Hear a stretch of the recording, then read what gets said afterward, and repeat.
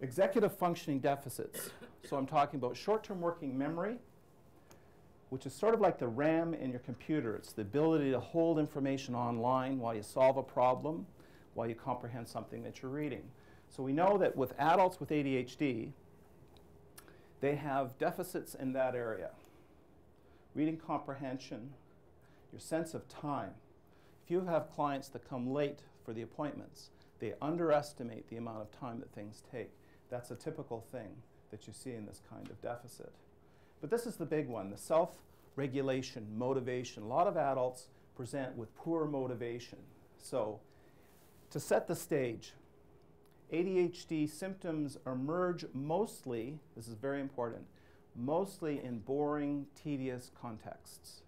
And it's this kind of persistence across the timeline with something that's boring. So it's the French homework with kids, it's the college homework with adults, it's the GST, the PST, the taxes. Time-sensitive, paper-related, tedious tasks. That's where you're going to see symptoms around ADHD. Not on the soccer field, not on the racetrack, things like that. Anywhere where there's a lot of adrenaline, people can function quite well. So executive functioning deficits, and if you see adults who have these predominating deficits, they're highly impaired, even in very gifted populations. So I'm talking about an IQ over 120. Steve Ferrone did this study.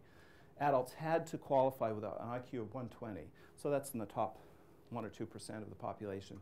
And these untreated adults were extremely impaired, weren't functioning, weren't working, weren't at school, had dropped out of college.